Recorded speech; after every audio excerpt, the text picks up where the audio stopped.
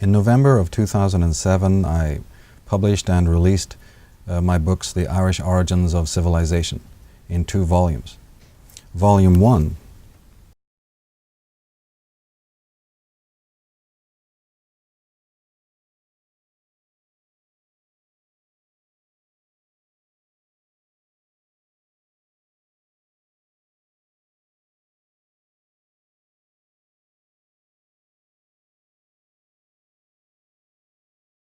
investigations into the extermination of Druidry and the rise of Judeo-Christianity. These books, The Irish Origins of Civilization, follow on nicely from my first book, Atlantis, Alien Visitation and Genetic Manipulation. In that original book, we talked about the Irish, the ancient legends of the Irish, and how they also talked about the War of the Gods, super technologies, and also the end of what is known as the antediluvian or pre-diluvian world. These are civilizations that were very ancient, that are now lost.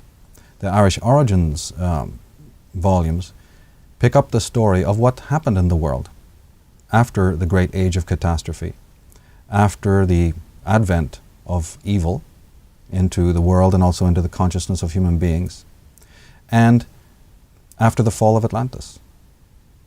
If we accept that Atlantis existed, what happened to it? The Irish Origins books picks up with the story of mankind and the story of civilization after the decline of the great civilizations of the ancient world, which scientists, even though the evidence is in front of their eyes, are very hesitant to accept existed. But for those who don't know me or my work or are not familiar with this particular thesis, we'll do a little mini introduction. And I'd like to read the caption on the back of Volume 2. What does it mean to live in the age of revealing? It means the light that royals and their secret society masters apparently adore is finally being shone brightly upon their own orders and ideologies. It means that the sun of truth has finally risen to expose their once hidden machinery of tyranny and control. For those hot on the trail of the world's premier secret societies, this book will be an invaluable source of revelation. It alone reveals the intelligence behind royalty, Masonry, Zionism, and Judeo-Christianity. Now, of course, people will stop and say, first of all, how is Volume 1 talking about Ireland and Volume 2 about Egypt? Officially, there's not meant to be a connection between Ireland and Egypt. But of course, as we unfold in this presentation, we will see that that is far from the truth. Another question will arise, why are we talking about secret societies? What's that got to do with anything? Again, we have to realize that the history that we have accepted, that comes down from the establishment figures, is largely fabricated and untrue. And that these books are very much controversial. They are not fitting into the normal academic sphere of thought. These books are controversial in the sense that they are alternative. There's an alternative reading of history, which goes against or flies in the face of what we're taught in the schools and colleges. Now, in both books, you'll find dedications to various authors, even some musicians and people that I consider mentors, but the books are also dedicated and addressed to the spirit of humanity. Just as human beings have a spirit that can sometimes be oppressed or occluded, so we can surmise or conjecture that humanity also has a spirit. And we can also conclude that in the age that we find ourselves today, that spirit is oppressed. That spirit is sort of occluded and held down or suppressed, just like a human spirit or a human mind or a human soul can be. And that one day that spirit may rise. We can talk about the countdown to 2012, and perhaps there is already some sort of awakening taking place. But my work and these volumes, these books, are dedicated to that spirit and to the time of its final awakening. Because, as many philosophers have said, you can't suppress a good idea forever. Truth will not be thrown to the ground perpetually. The books are also dedicated and addressed to the beginner. Now, what is a beginner? What am I talking about by beginner? I mean the person who comes to this kind of controversial material for the first time. People who investigate alternative history, or the conspiratorial so-called movement. Those individuals may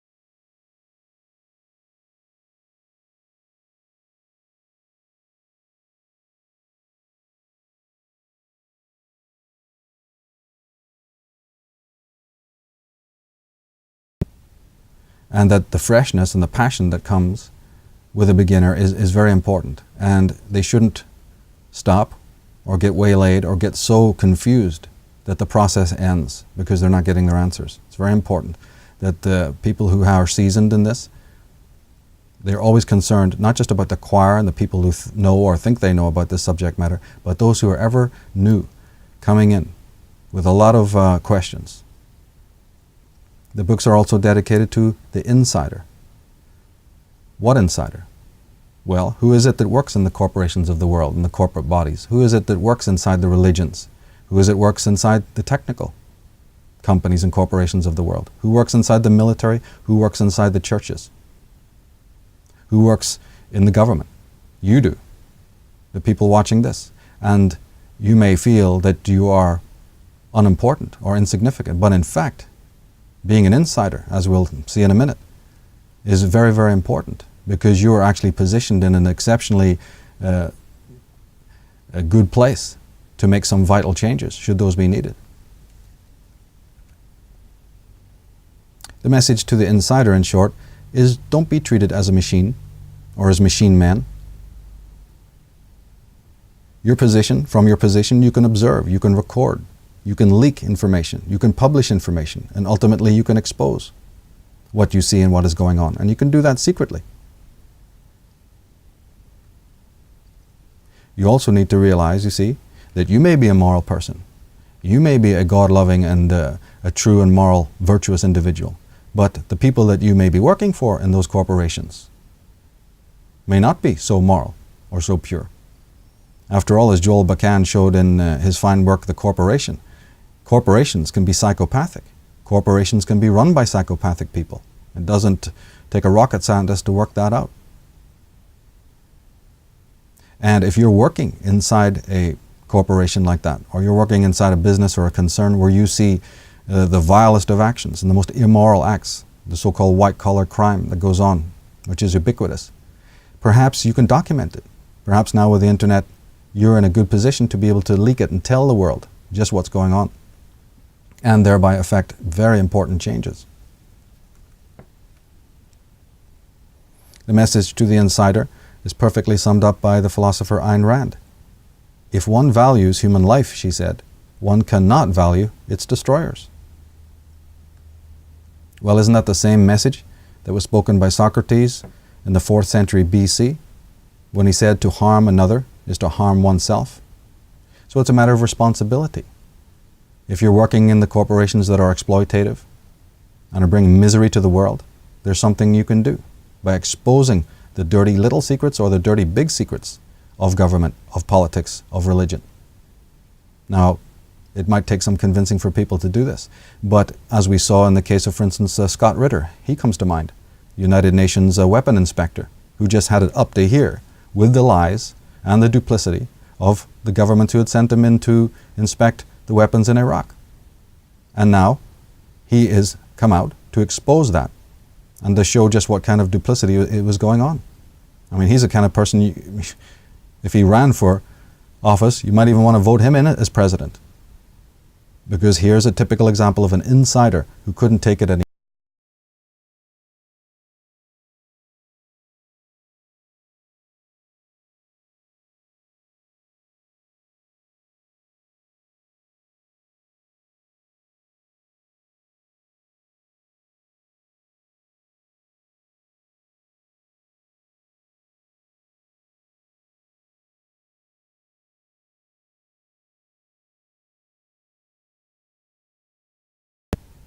To get so angry with what is going on that you affect change that way. See, anger is there for a reason. We've been told a pack of lies about the emotions. Certain emotions exist for certain reasons. And used correctly and understood correctly in their true psychological context, they can be the spark, they can be the motive to cause great change. But first of all, just like the movie network said, you have to be mad as hell in order to get something done. And so if you see injustices, if you see something that's broken, warped, or rotten, you shouldn't feel all right about it. It's not good to just roll over and go to sleep as if it didn't exist. It's not good to get into all forms of escapism and excuse mechanisms. It's essential to be mad about what you see going on in the world and around you. Jules Henry, the American anthropologist, said to think deeply in our culture is to grow angry and to anger others. And if you cannot tolerate this anger, you are wasting the time you spend thinking deeply. One of the rewards of deep thought is the hot glow of anger at discovering a wrong. But if anger is taboo, then thought will starve to death. The message to the beginner is also summarized by J. Krishnamurti, the Indian philosopher who said, "Till the false is seen as the false, truth is not." He's talking here about apophatic learning. See that which is false. Through your critical abilities, through your judgment, through your doubt, and also using things like pattern recognition. Analyze the situation, analyze what is in front of you, see it as untrue. My work is very much built out of that, of constantly being skeptical and doubting what I've been told from official sources. And when Krishnamurti is saying, when you see this false, as false, perhaps then you will develop the ability to see what is true amid all those lies and falsehoods. But see, to be able to do that requires attitudinal independence. I mean, independence, after all, is about here. Independence is about what you have in the mind. Because it's not some fashion statement, it's not some cosmetic statement, it's not some allegiance, petty allegiance, or affiliation. Some of the freest men have been those who've been locked up in prison or thrown into dungeons. Always remember that true independence, that word is bandied around so much we sometimes forget this, but true independence is attitudinal, it's of the mind. And then later, it's of your behavior and your personality and so on.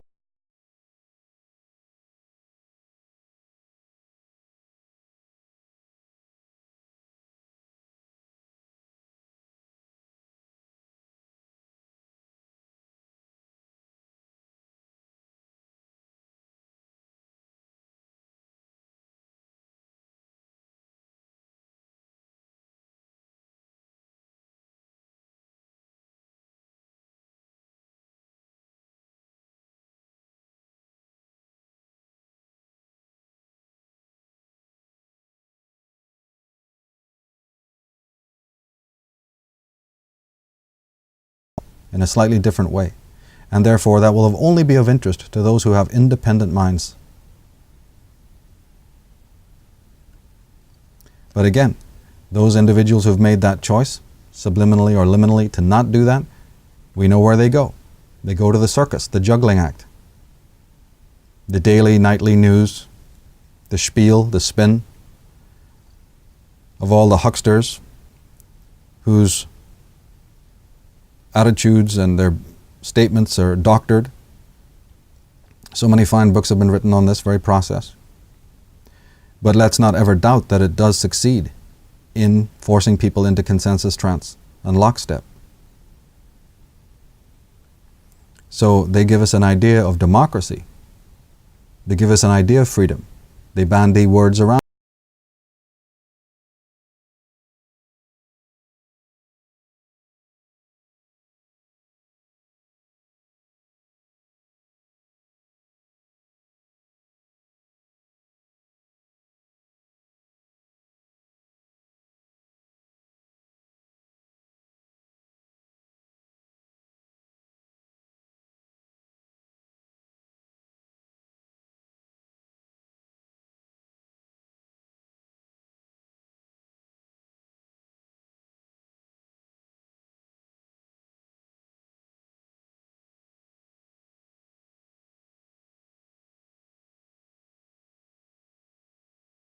Fear is there to make sure that you remain within the walls of the known and the walls of the established traditions.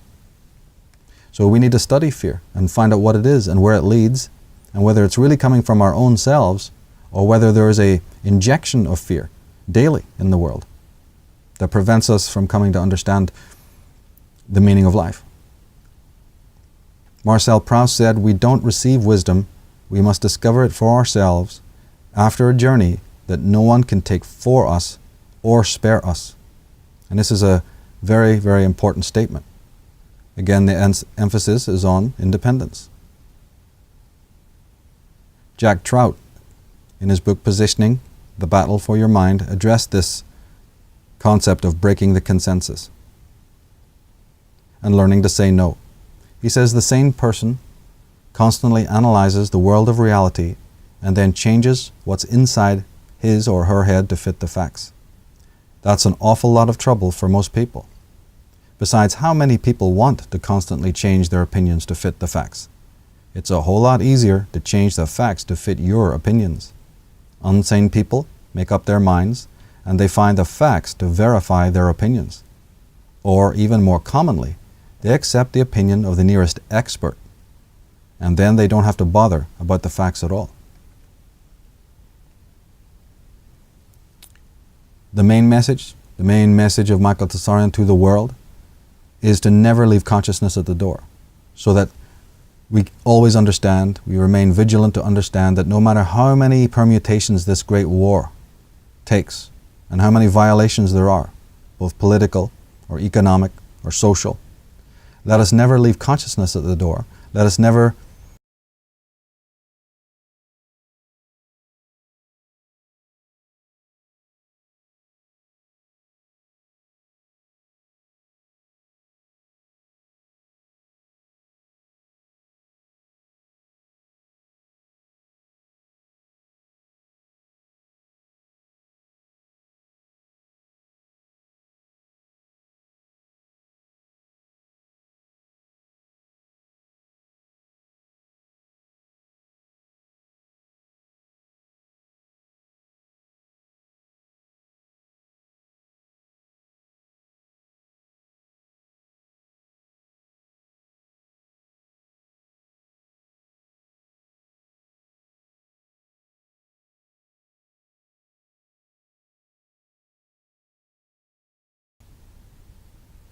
There's the groupthink and the consensus trance, which is again born out of fear.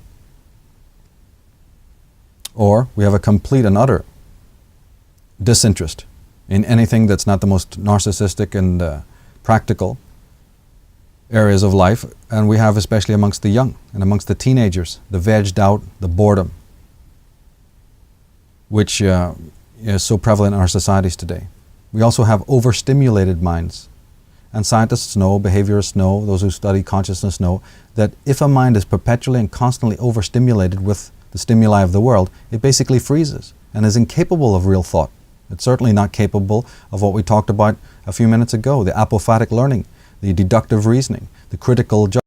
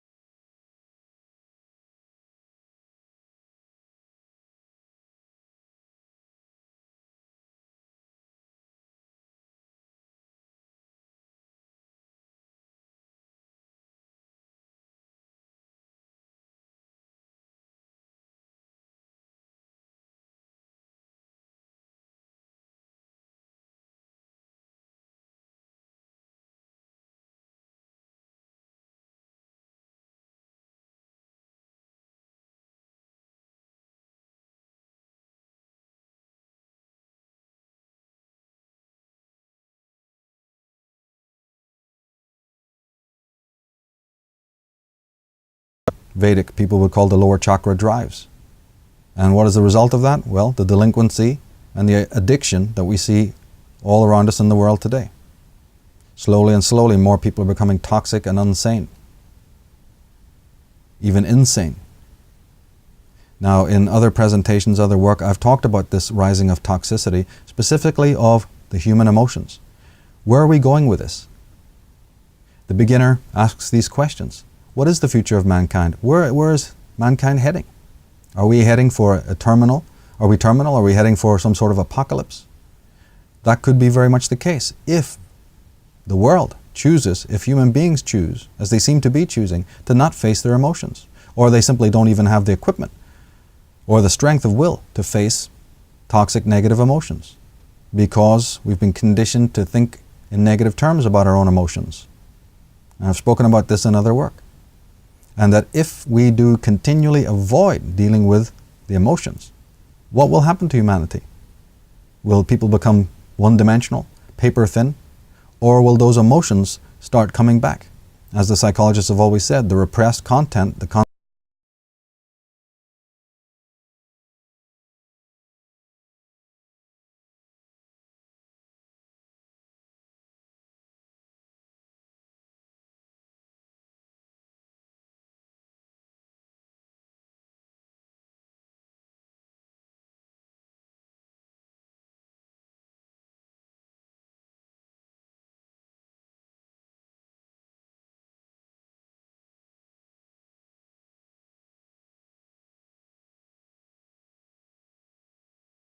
so those two important areas.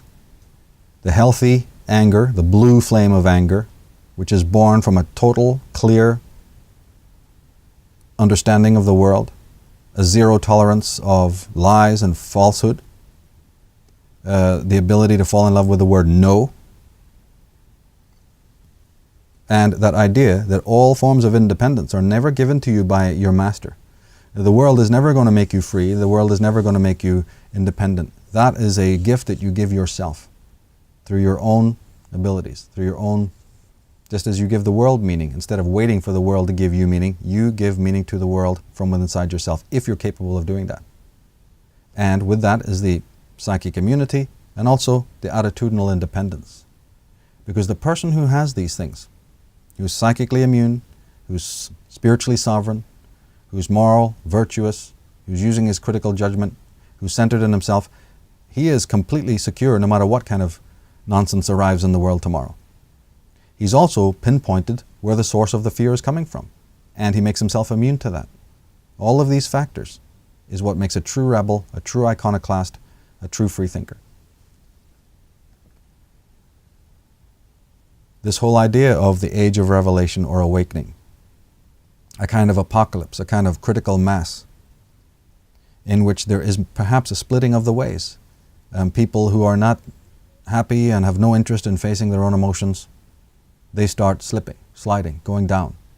And those individuals who are capable of doing that, another road opens up for them. Was this what the Maya were talking about? I've dealt with that in a DVD presentation, 2012, Where History Ends, in which we look at this whole question of the countdown to that year and fulfilling the old Maya prophecies. Will that mean many uncomfortable revelations and changes? Or will it mean new paradigms, grassroots solutions, a deeper sense of selfhood, and again, ultimately, independence from this collective? Will it mean an age of solutions in which we start to remedy with very simple ideas the problems that we've had for many millennia?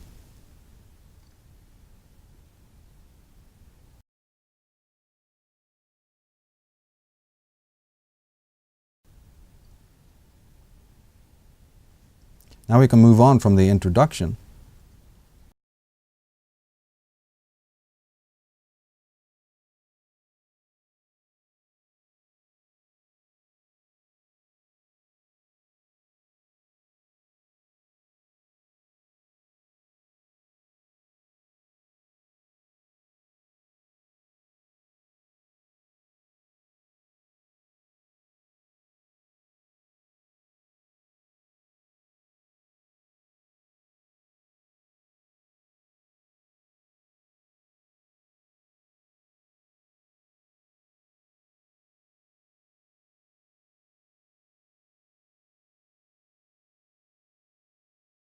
theology, horseback riding, various elements that make up civilization.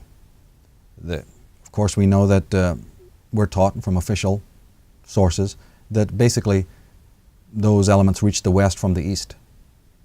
But my work looks into whether the opposite is in fact true. Whether after the fall of Atlantis, the elements of civilization moved into Britain, Scandinavia, through Europe and over to the East.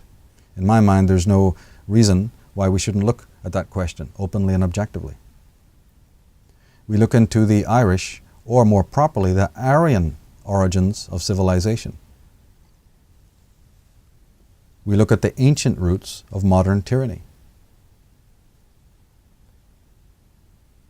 We look at proofs that the British Isles were part of Atlantis.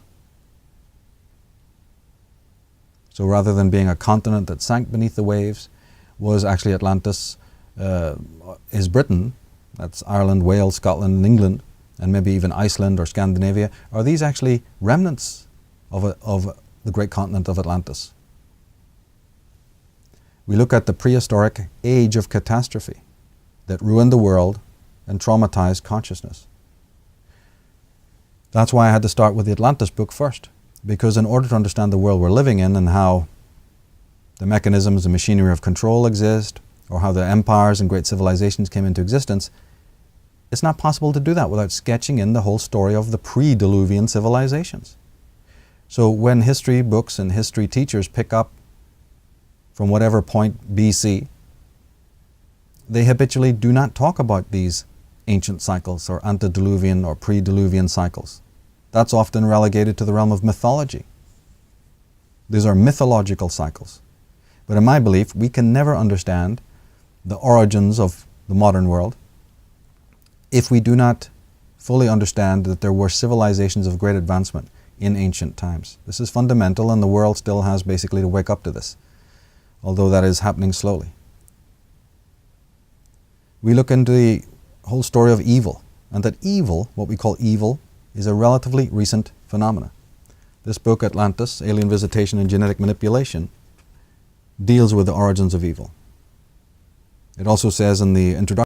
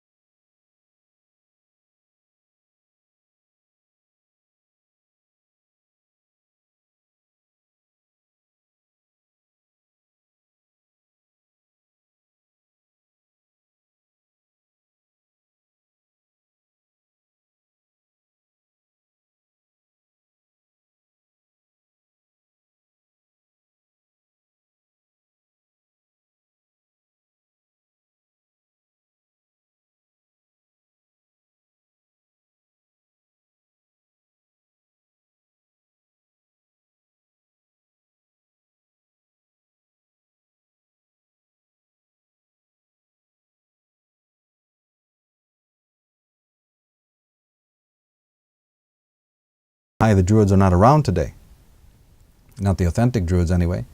That story takes us to Egypt, and we'll look into that as the presentation continues. The books deal with the restoration of the term, the much abused term, Arya or Aryan, and gets into what that word really meant.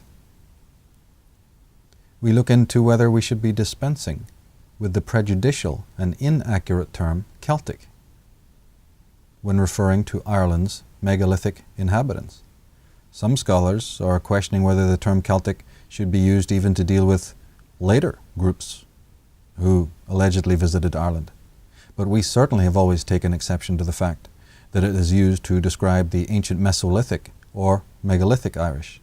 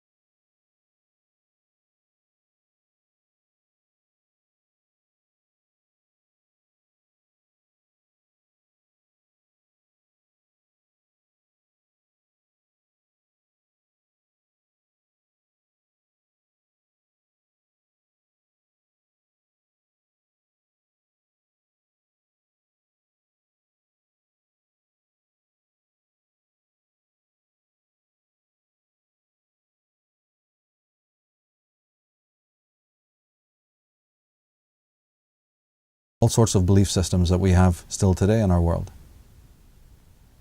The book looks at the Irish and Egyptian symbolism that proliferates. Did it go from the east to the west? Did it go from the west to the east? Or a bit of both?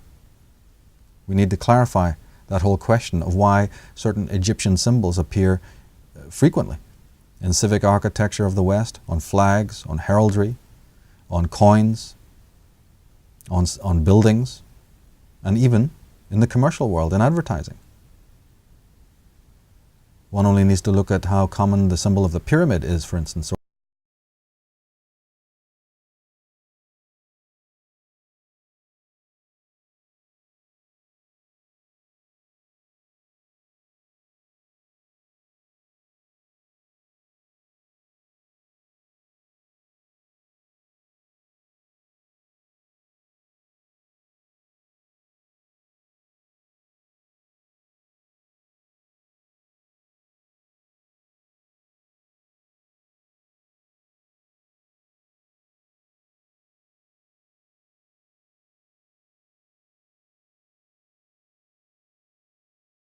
But that's a trail that can be investigated.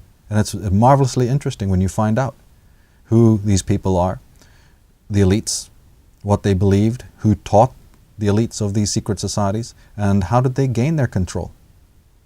How did they come to have the power and the control that they have?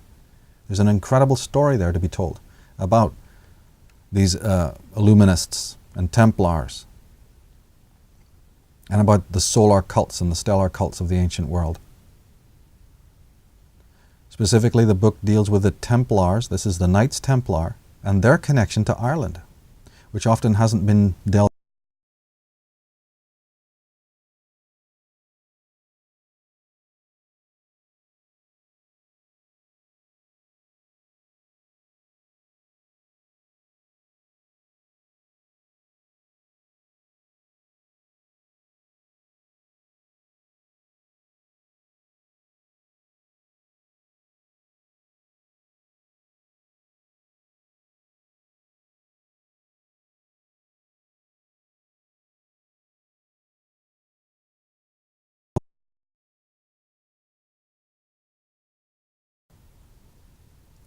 Now that we've looked at some of the major themes of the Irish origins of civilization, let's turn to look at some of the fallacies of history, that which we have taken as fact in previous ages. What are man's truths? As the German philosopher Friedrich Nietzsche addressed this and said, our truths, are they merely our irrefutable errors? Well, my work specifically addresses these falsehoods that we've accepted as facts. It addresses who the creators of these falsehoods are, and the reasons why human beings are not told the truth about their origins and about their religions, etc. As the great scholar Conor McDowry wrote, he said, the generally accepted history of ancient times, such as is found on the shelves of our libraries and taught in our schools, is mostly fiction, made up of fables and myths, cleverly composed into histories so nicely as to lull all suspicion in the mind of the reader or student as to the fraudulent character of it. Some wonderfully clever writers have been led astray by these deceptions of history. We are creatures of historical amnesia. We're not being told the truth about history and where we've come from. And as the Egyptian priests said to Solon, the father of Plato, in mind you are all young. There is no old opinion handed down among you by ancient tradition, nor any science which is hoary with age. So what are these fictions and fallacies? Well, there's a whole list of them in the first chapter of Volume 1. One of the most common fallacies is the one that states that there were no advanced pre-Diluvian civilizations. Now, the word Diluvian simply means flood. The flood of the biblical tradition, the flood of archaeology. We know, archaeologists know, geologists understand that there was some kind of deluge, some kind of flood. Some localize it to the Mediterranean area, to the Euphrates, to the Caspian Sea. Other scholars like Macadari, Commons Beaumont, Emmanuel Velikovsky my mentors, talk about it being basically universal, a worldwide cataclysm, not localized to one area, although subsequent cataclysms or catastrophes may have been local to certain regions.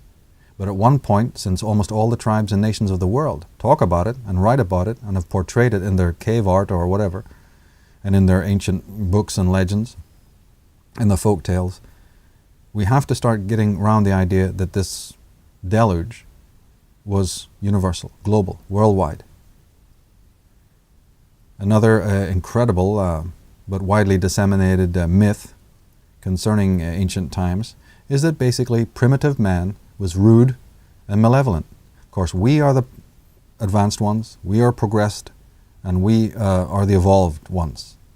And of course, we've stated so many other times in other works, yeah, that may be the case technologically, scientifically. Nobody's bashing technology, far from it. Scientifically, technically, modern man is supreme. He's very developed. He's made leaps and bounds in these areas. But wait a minute, what about psychologically? What about morally?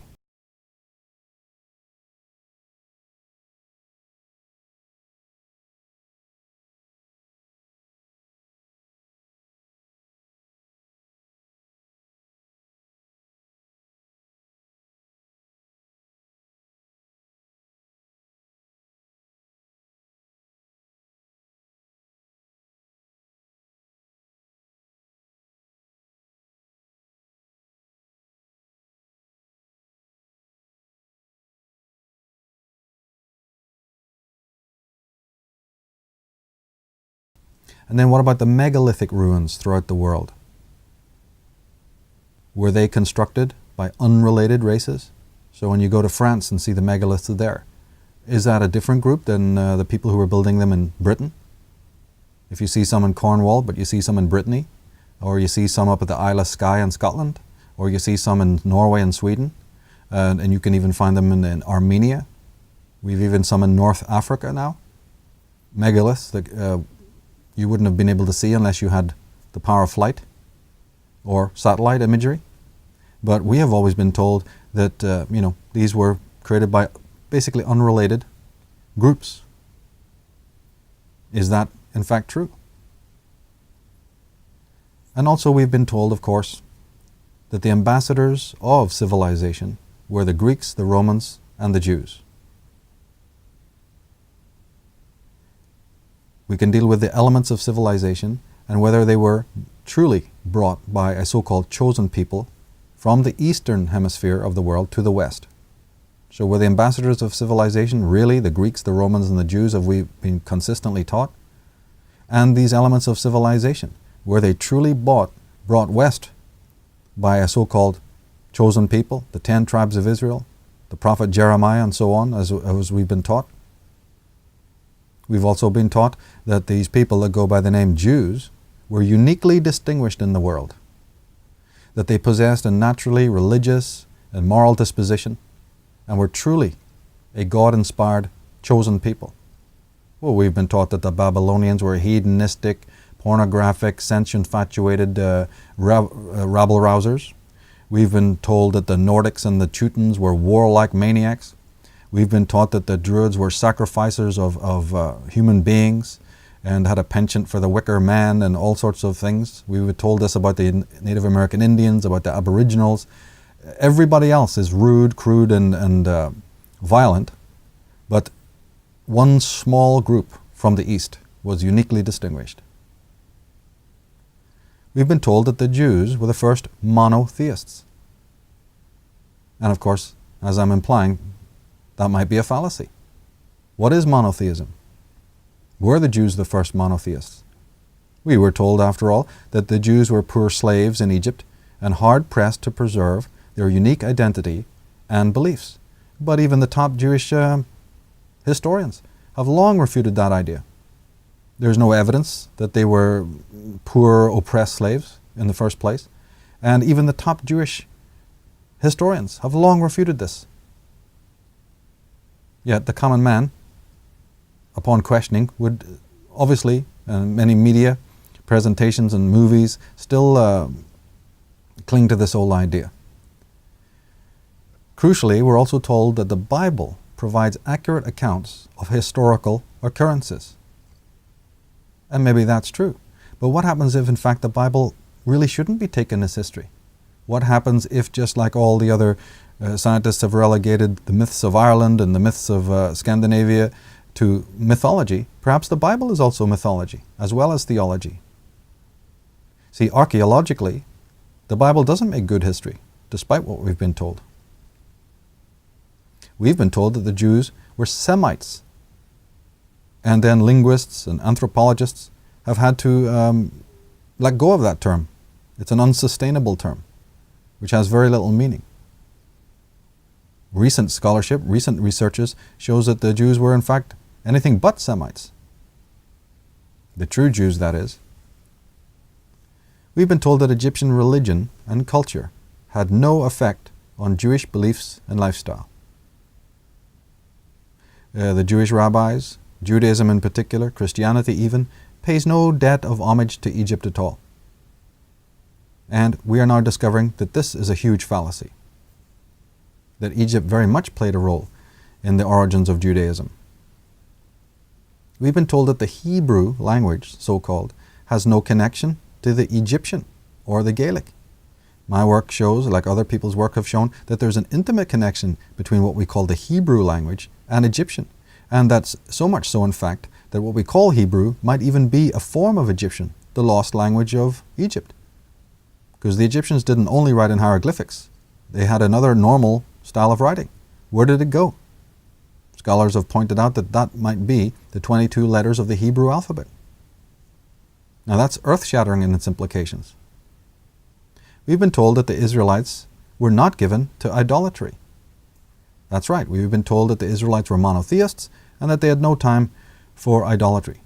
But then we have issues like Moses turning his rod into a serpent, and we have the story of Sinai and the golden calf fiasco. So, again, are we to believe that the Israelites were not given to idolatry or to graven images? We've also been told that Christianity, essentially, the type of Christianity that St. Paul invented, which is most of the New Testament, is his writings. We've been told that that's a Roman invention. Is that true? Is the origins of Christianity to be found in Rome? We've been told that race mattered to the ancients. Well, race might matter today, but can we really imagine that race mattered to people who had endured a terrible age of catastrophe in which everything secure and everything beloved had been absolutely wrecked and destroyed? Maybe other things mattered more than race. Maybe interest in race is a more recent phenomena. We've also been told, scandalously so, that the word Aryan denoted a race. One thing we have to definitely be aware of is the prohibition and the suppression of knowledge down throughout the centuries, particularly after the advent of the Christian religion. The scholar Avro Manhattan, in his book Vatican Billions, comments upon this, and he says that pagan temples were either closed, transformed into Christian shrines, or demolished. Their properties were summarily added to the church's patrimony. The wealth of sundry religions were mercilessly expropriated, their clergy dismissed or persecuted, when not civilly or even physically obliterated. So the man is talking about an overt campaign to suppress, to destroy, to plagiarize, and to cannibalize. So the traditions that we have today, are they really unique to Judaism and Christianity? Helen Ellerby, in her book The Dark Side of Christian History, she talks about the prohibition, the campaign of prohibition and suppression. And she says, after Christians had spent years destroying books and libraries, St. John Chrysostom, the preeminent Greek father of the Church, proudly declared, every trace of the old philosophy and literature of the ancient world has vanished from the face of the earth. So this church father is even gleefully celebrating the fact that not a shred of what was has been left.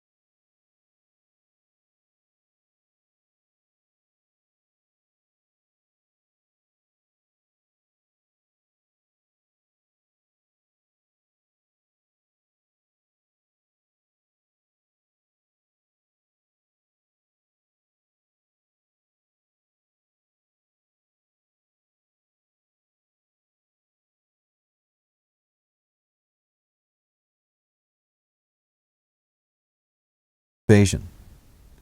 Every time we hear about something like, for instance, an Aryan invasion, particularly in the context of northern India, that term is bandied around. It's in countless history books, countless television shows. What would happen, though, if instead of invasion, you merely substitute the word migration? There's all the difference in the world. What happens if these visitations of these Westerners to Eastern climes, you see, weren't invasions? What happens if that image of horseback riding, sword-wielding, barbarous, racist invaders conquering, butchering, and murdering, of which there is actually very little evidence in northern India to show this. This is also recent discoveries have pointed this out. What happens if, in fact, we've been duped by another form of manipulation involving language and words? Once you become savvy to what we're talking about, you'll see that this is an evidence in so many areas. Substitute the word migration, which implies a completely different kind of movement, a completely different kind of situation than invasion of warring hordes. And interestingly, the Victorian Freemason, Edward Bulwer Lytton, a great author, he addressed this very phenomena. He said, to savage and barbarous tribes, meaning less developed tribes, the first appearance of men whose mechanical inventions, whose superior knowledge of the arts of life, nay, whose exterior advantages of garb and mien indicate intellectual eminence, till then neither known or imagined, presents itself as something preternatural or divine. They yield to a teacher, not succumb to an invader. And this is a central and most important statement from Bulwer Lytton, talking about the fact that, yeah, if you're not as developed, and if individuals come and visit you, and they are able to dig wells, and they're able to show you new farming techniques, and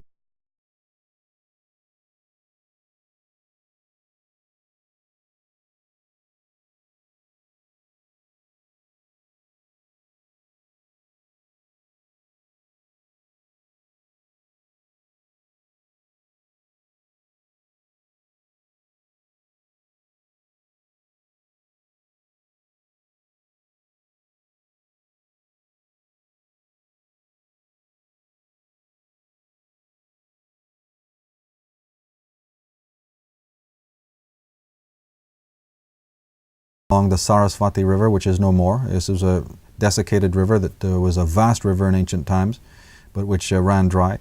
Evidence from the communities around that river in Pakistan show that these people from different climes lived happily side by side, and that the visiting Westerners are definitely to be considered migrants and brothers and fellow merchants and even tutors. Well, my goodness, what does this do to those irrefutable errors? What does that do to the fallacies and fictions that we've been, injected with through the centuries?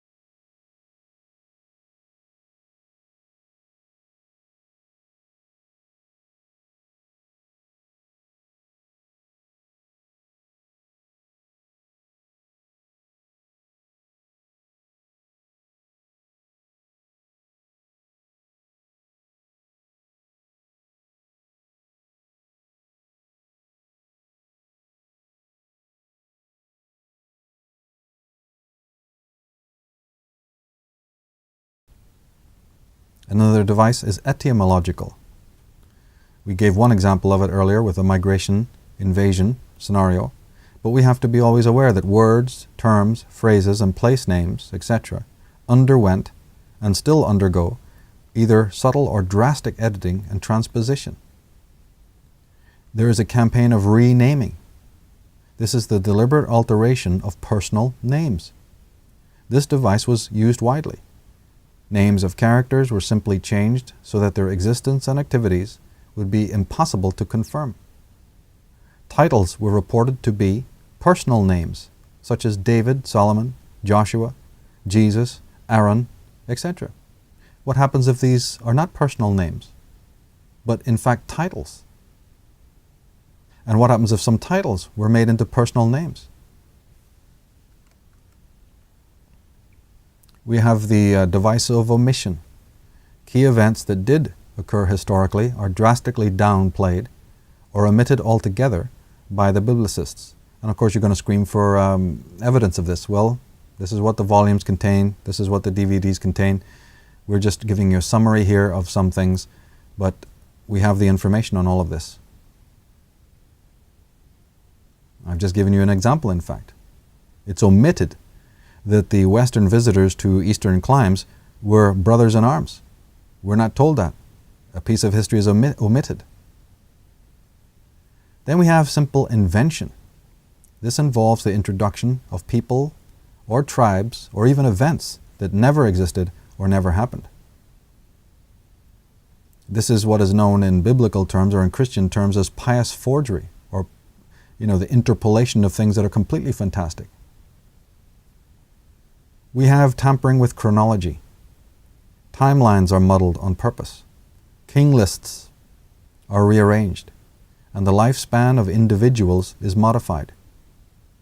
Dates for key operations, such as building projects, battles, traversals, famines, coronations, marriages, births, and so on, are also tampered with.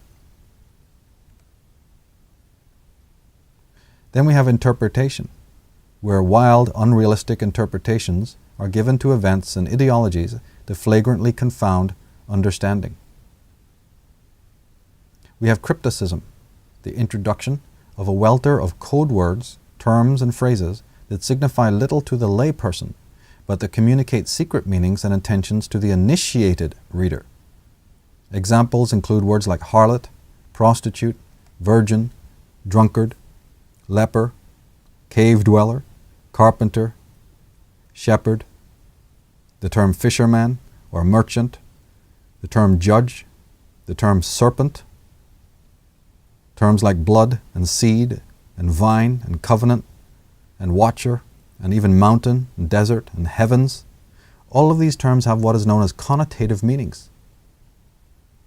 We have to understand the difference between what's called denotative meanings, which is a strict linguistic direct meaning. A harlot is a harlot. A mountain is a mountain. But when we're dealing with alternative history, and when we're dealing with chronicles and scriptures and books that may have many layers and many authors, we have to understand that they may be communicating something quite different than the literal meaning.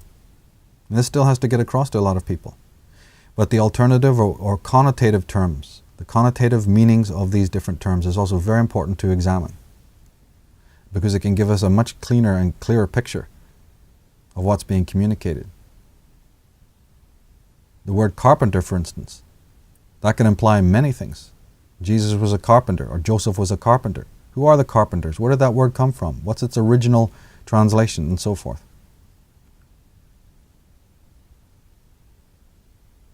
Now, Hutton Webster, in his book Early European History, he wrote that learning and education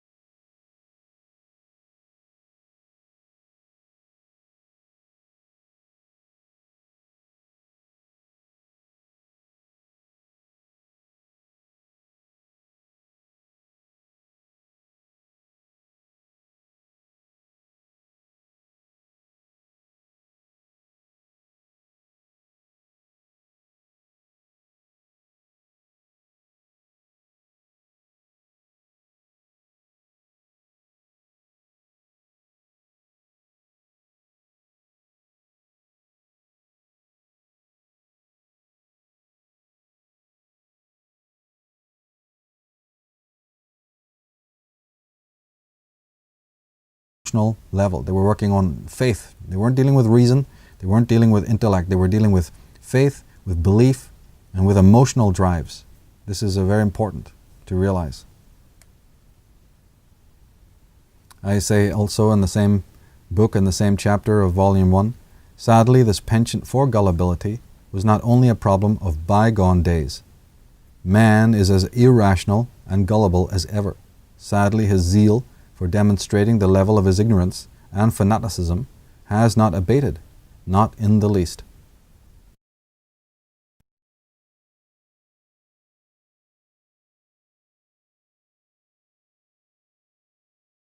Now that we have looked at fallacies and frauds and fictions a little bit, we can turn to a little preview of Atlantis, which was, of course, the theme of my first book.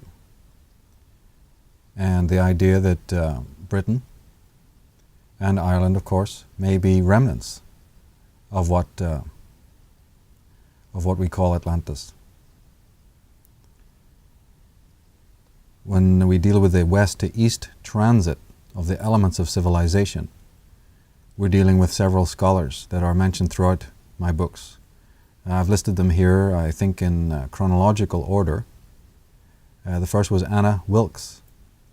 In the late 1800s, Anna Wilkes, who wrote a book called Land of the Chaldees, or of the Chaldees, which went into this whole idea of the west to east migration of the elements of civilization, and contemplating the idea that there were highly advanced civilizations, and that modern civilizations, the great empires of old, didn't just arise in the Neolithic period, like we've always been told by the experts, the so-called experts. So we have Anna Wilkes. Then we have the great American writer and thinker Ignatius Donnelly. We have Madame Helena Petrovna Blavatsky, who had no problem whatsoever in understanding that there was a west to east transit. We have, to a certain extent, L.A. Waddell, another key investigator into these matters. We have Connor McAdary, and we have, in the 1960s, Commons Beaumont, and the whole subject of the significance of Britain, the age of catastrophe, pre-Diluvian civilizations.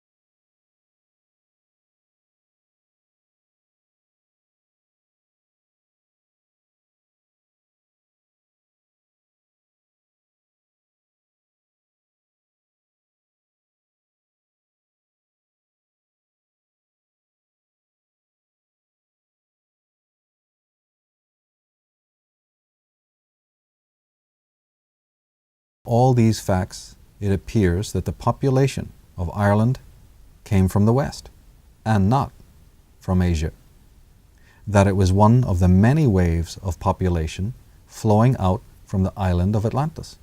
And herein we find the explanation of that problem which has puzzled the Aryan scholars.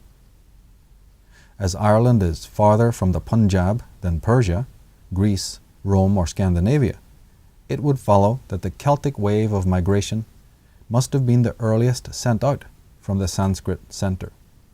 But it is now asserted by Professor Schleicher and others that the Celtic tongue shows that it was separated from the Sanskrit original tongue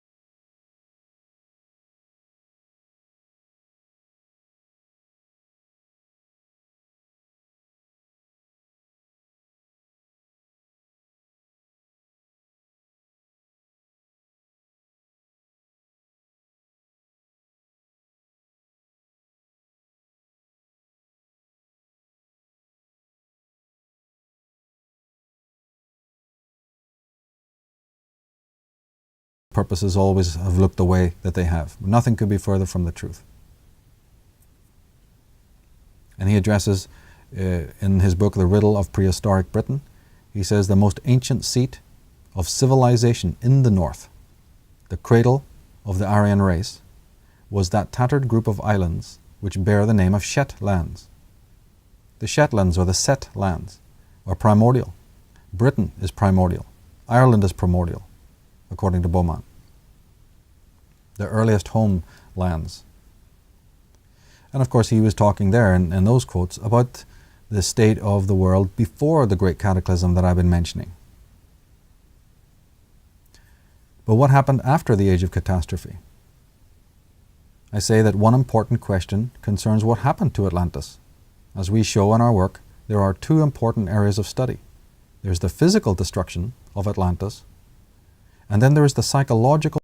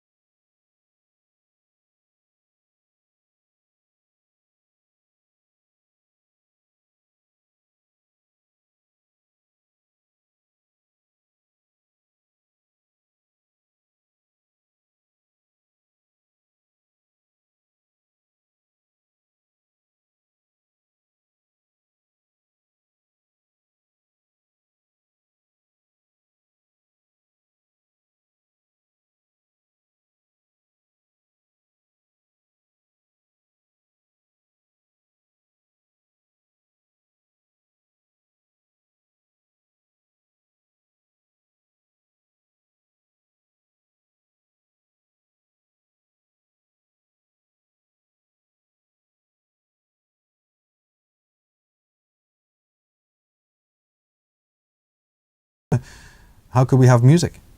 How could we have any form of technology today? It didn't come into being overnight. It's a slow, gradual development. As I said, the geneticists are always talking about our genetic heritage.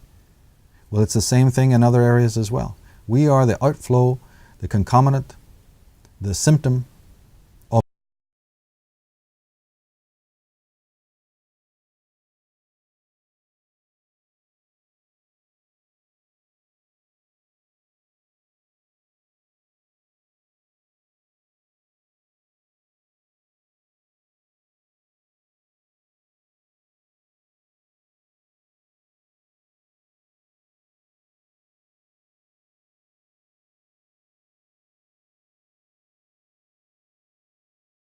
embedded, encoded, encrypted within our own genetic memory, or what's called our racial memory.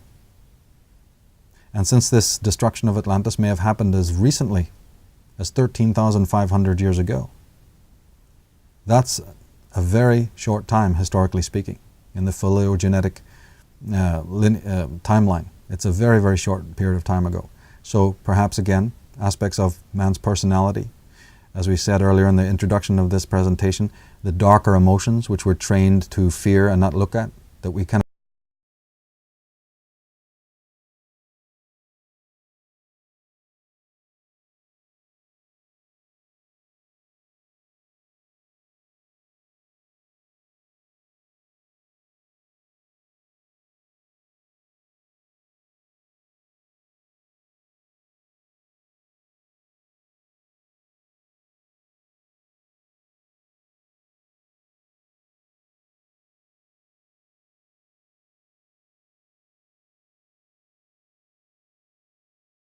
Velikovsky, probably one of the most lambasted and despised of all the alternative historians ever to have lived. He wrote in his work, he said, "In the fields of archaeology, geology, and astronomy, the last few years have brought a vast array of facts to corroborate the claims that there were physical upheavals of a global character in historical times, and that these catastrophes were caused by extraterrestrial agents, and that the nature of these agents may be identified. The memory of the cataclysms was erased, not because of lack of written traditions, but because of some characteristic process that later caused entire nations, together with their literate men, to read into these traditions allegories or metaphors, where actually cosmic disturbances were clearly described. And when Velikovsky talks about extraterrestrial agents, he's speaking about cometary action, some sort of upheaval celestially within the solar system.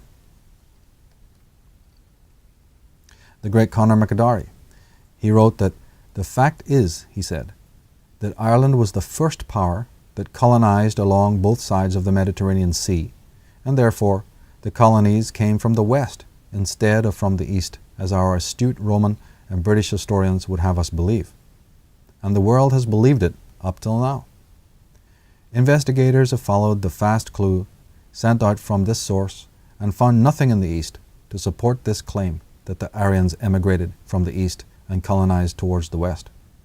The real and true evidence points just in the opposite direction. There is no mistaking, he said, the monuments left by the Irish, who were once the rulers and masters of the whole earth. Their rule embraced all countries. It was worldwide. Ireland was the first mistress of the seas. It was the first and only worldwide empire which has ever been known. For it was spiritual. It was greater in extent than the Persian, Greek, Roman, or Mughal ever attained to. Now do you see why it's so important? McDarry hits the nail on the head. He sums up the whole scenario perfectly. Why the historical fraud? Why the historical deception? Why the rise of tyrannical, obsessive, territorial empires that are so exploitative of nature,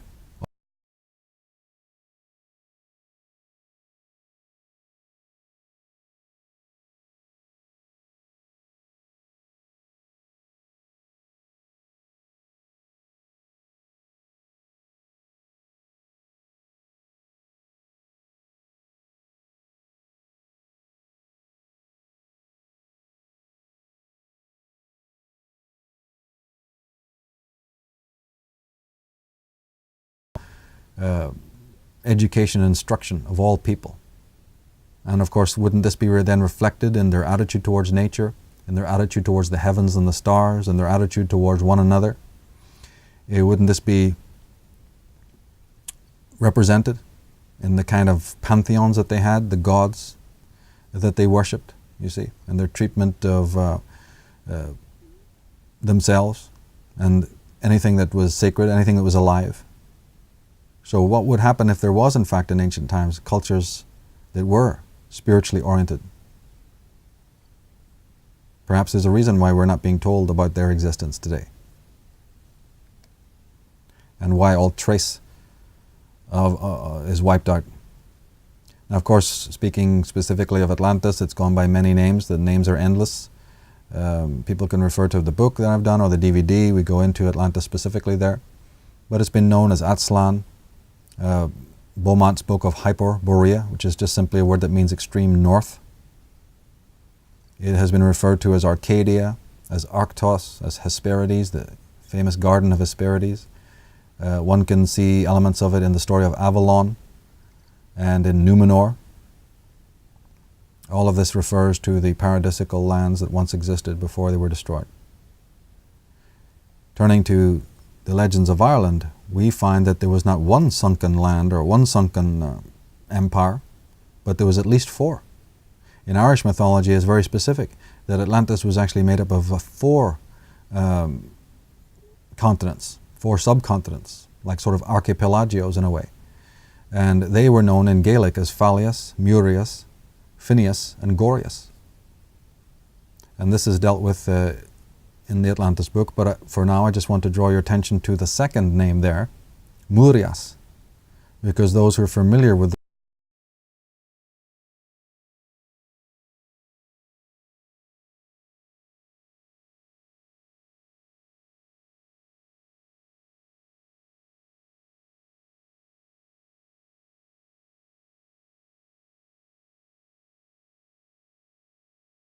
was often added on to the beginnings of certain words that meant the, and in some languages the word H, which is often silent in English, also represented the. But certainly in this case, L represented the. So Le Murias, we find, has been there for thousands and thousands of years, In Irish mythology, the story of the sunken land of Lemurias, or the Muria. And a modern or much later translation of Muria just simply meant homeland or motherland. So Lemuria would just mean the land of the mother, or the motherland. That could represent the whole earth, or it could represent, again, a country of enlightened adepts, from which all religion, all culture, all theology, and, as we've been saying, the elements of civilization, was that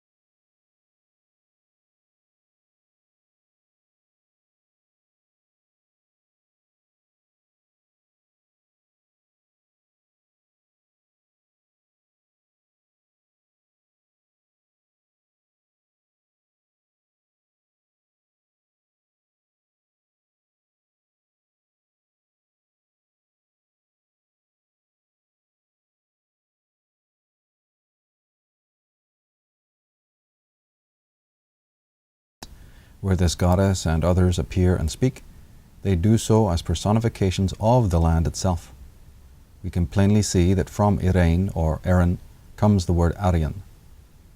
An Aryan was a man under the goddess, a keeper of her mysteries. Eri or Ari referred to the land of Ireland, and Arya or Aryan to a man of the land, which is to an elder initiated into the mysteries of the earth and the sky. We get words such as terra, like in terrestrial, and terra firma, from this ancient goddess's name. The Greek goddess Hera, even the term Tara, or Tura, or in Cappadocia near Turkey, Ptera, and Eridu, and Eridanus, and Erik.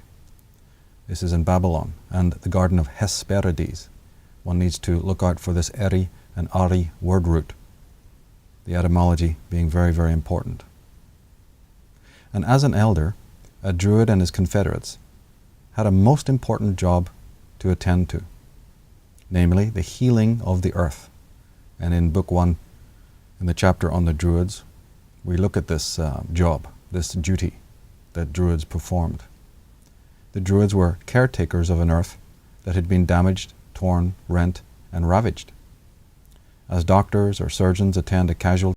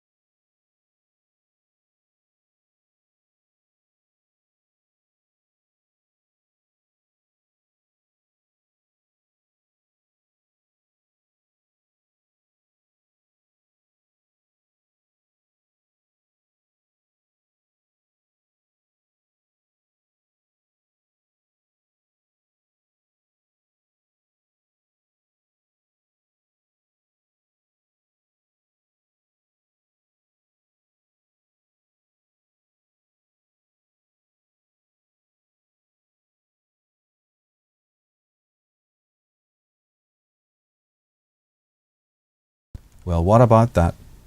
Now, we addressed this in the introduction, that we would be contending, we would be restoring this term, this terribly abused and misused term. And one could say so much about this. One could get into the whole story of the mistreatment of that word, both in England and in Nazi Germany and so on and so forth, but we don't want to go there. Let's just keep it simple and pure. These ancient texts, and one wonders, of course, why these texts were not consulted by the so-called experts. But the whole point of this presentation and so much of my work is to show that when it comes to expertise in things, you know, it's almost like that's right there. When you hear the term expert, when you hear the official statement, a lot of it is doublespeak.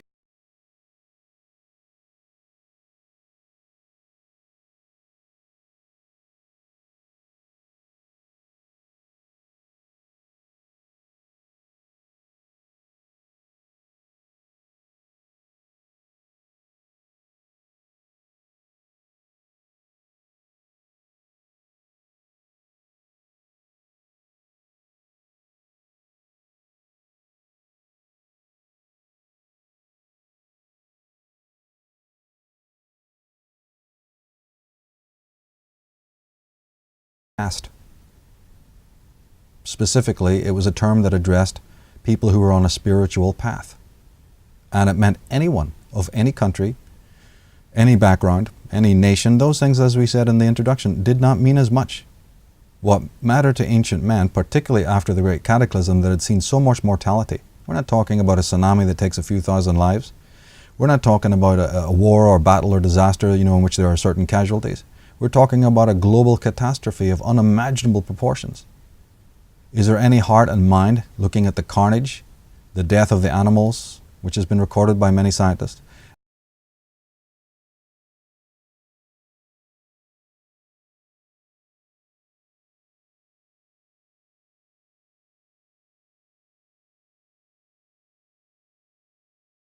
Some sort of grievance against fellow human beings after such a devastating attack?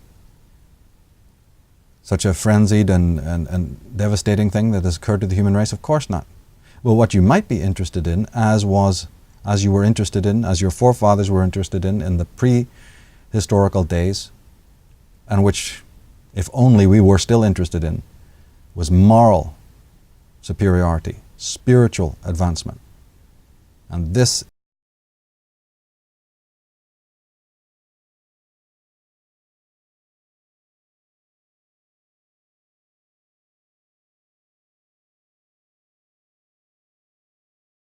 that through her, it was implied that you were of reverence to the earth and to the sky, that you were an adept, that you had a duty to perform, an active duty. And of course you had to then, not just any old idiot could do that duty. So you had to be a person who had matriculated and advanced and had purified, and just like certain people, you know, are able to communicate excellently today with animals, well, that's what we're talking about, a highly sensitized, highly advanced individual.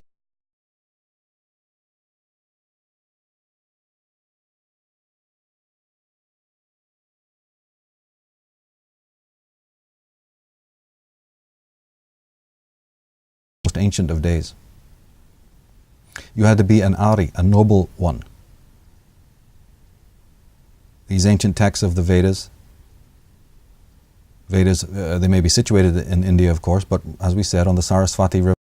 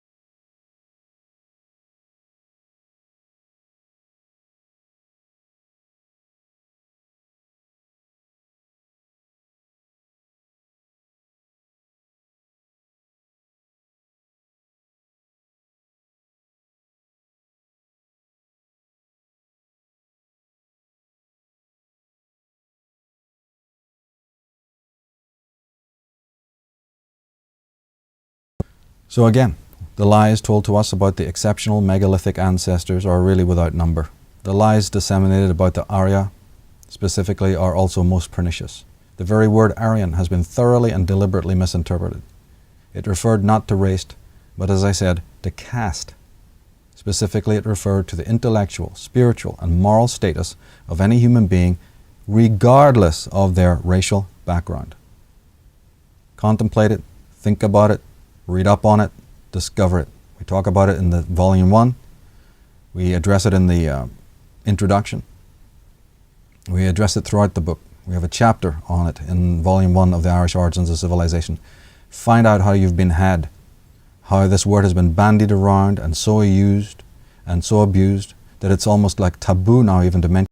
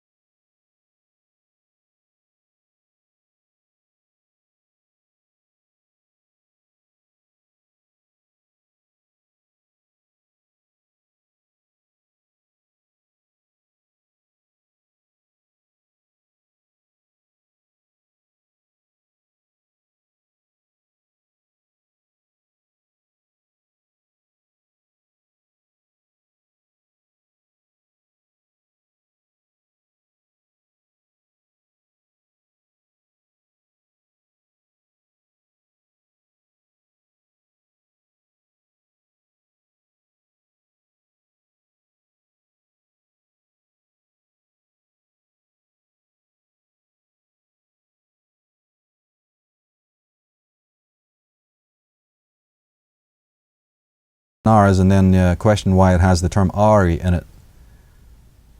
Then we have place names like Ara and Aryavarta, which is an old name for India, which just meant the place of the Arya. Sumeria, Bulgaria, Armenia. Go to Wikipedia, look up Armens, A-R-M-E-N-S, and an incredible story will unfold, a story that not only corroborates what we're talking about here, but also goes and delves into subjects such as genocide, because we're talking about some pretty heavy information here. Find out who the Armenians were. Find out who their enemies were. And another fascinating story will start to unfold. Armenia, Iran, as we said, Ireland, Ireland, and Eric, etc. If this fascinates you, by all means consult the books themselves, where we have lengthy investigations into this kind of thing. Another fantastic example of this is the word we have called vicar. A vicar. Anybody ever question what that word means or where it came from? Well, the Roman Pope is referred to as the vicar of Christ. And many members of the clergy, you see, use this term, especially of the Protestant faith, the vicar, the one who's a vicar of Christ. And the word vicar implies a mediator. In other words, through the vicar, through your vicar, one has a vicarious relationship with Christ. That's worrisome enough, but let's leave that aside. That you should need any intermediary is already worrisome enough. But let's just stick to this particular anecdote, which is that you have a vicarious relationship with Christ. Not direct, but a vicarious relationship with Christ.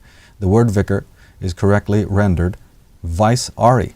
It's really made of two words. It's a composite word, like many words are. It really contains two syllables, vis or vice and ari. The syllable vice means in place of, hence the word vicarious. And ari, obviously, we've established means the Druids or the elders of old. So the word vice-ari or vicar actually means in place of.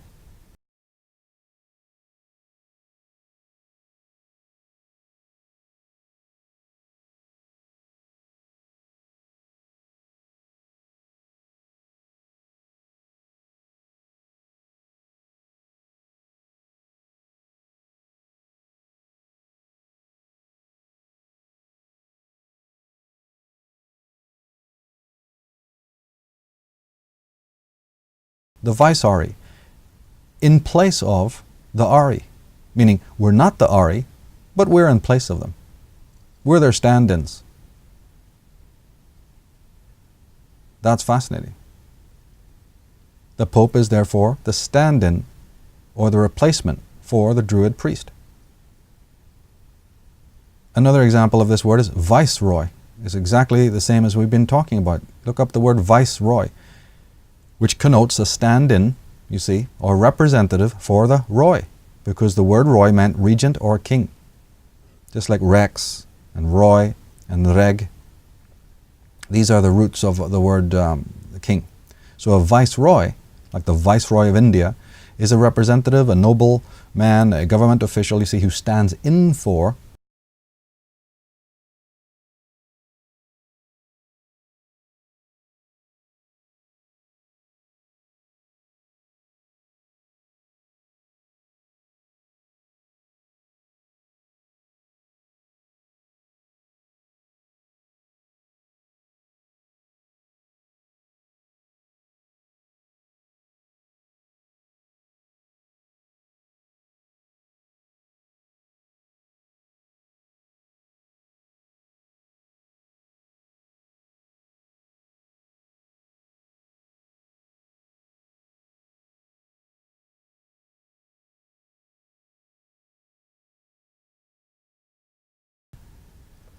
treacherous, self-serving, narcissistic criminal syndicates that we have running the world today, compared to, as we said, the pre-Diluvian, antediluvian philosopher kings, you see, that this world is now, not graced by anymore.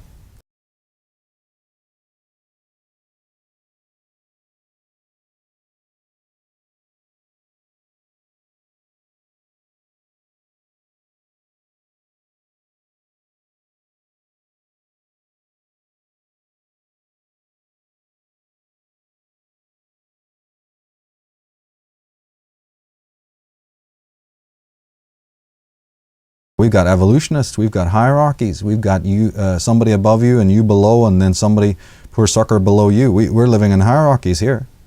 Ever thought about that might be one of the reasons why the life is in the horrendous, dysfunctional state that it's in? What's the difference between holarchy and hierarchy? Well, there was a very big difference, and these Aryans knew all about it. All life should be protected. All living beings have a right to live, even the trees and plants. This is the basic principle of the Aryan civilization. Well, we have had a couple of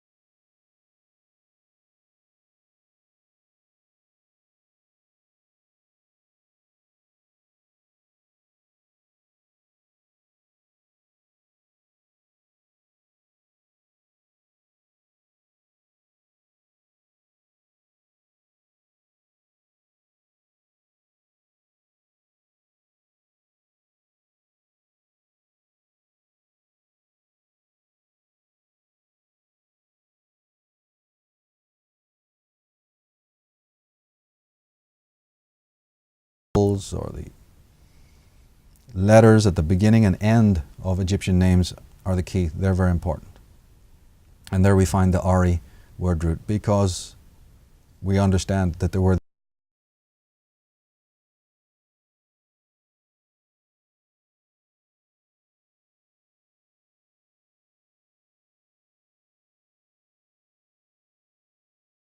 could be further from the truth. If wandering monks in the post-Christian times could march and walk and wander throughout the world, if the wandering Israelites could manage it, as we're allegedly told they did from Babylon and Assyria,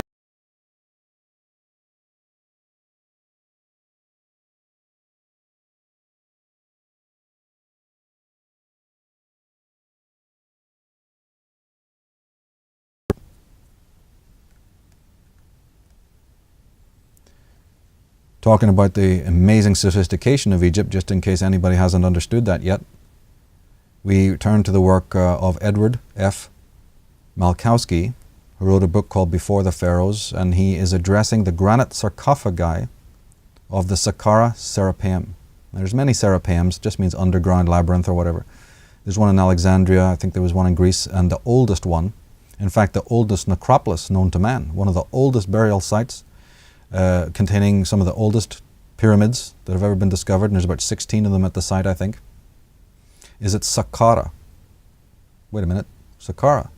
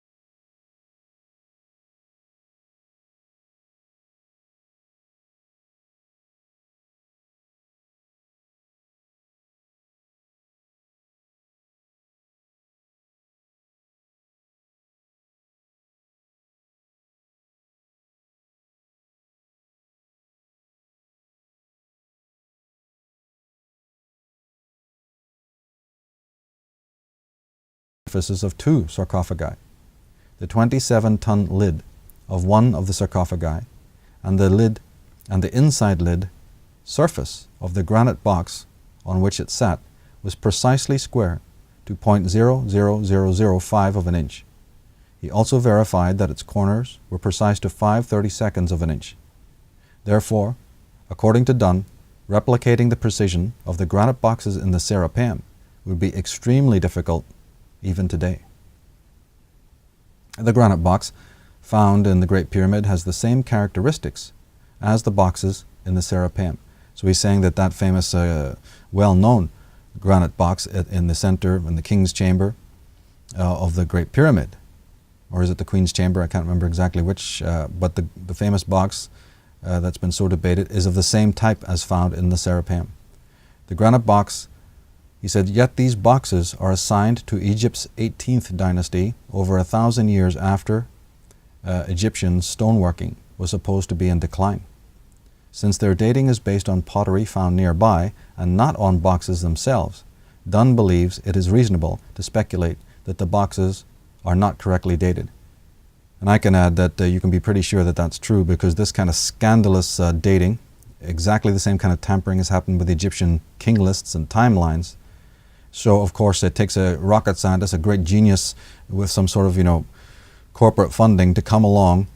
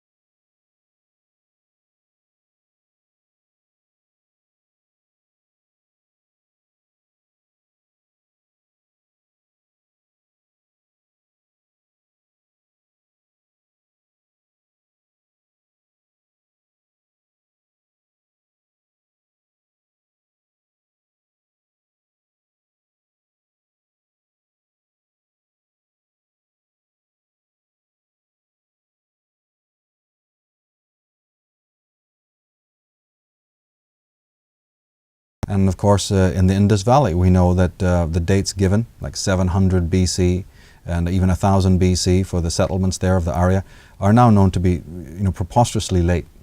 Preposterously late.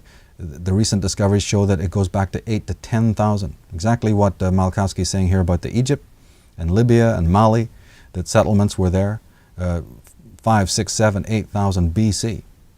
So it has now been proven in Pakistan at the Indus Valley, you see. 10,000 years BC. They even know from the Vedas that the Vedas record stories about the Saraswati River when it was flowing. How could it have details like that at such an early time? They're eyewitness accounts. The Vedas contain eyewitness accounts of things that happened 6 to 8 to 10,000 years BC. And of course, I've dealt with this in my Atlantis DVD, and make reference to not only the work of Allen and Delaire, their books Cataclysm and When the Earth Nearly Died, but to a fascinating book called Saharasia. Saharasia by James DeMille, who is a follower of Wilhelm Reich.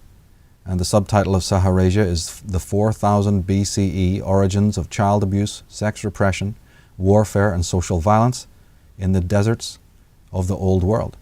He deals with this fact that, again, the planet doesn't look like what it does now. Mountains are higher than they ever were before.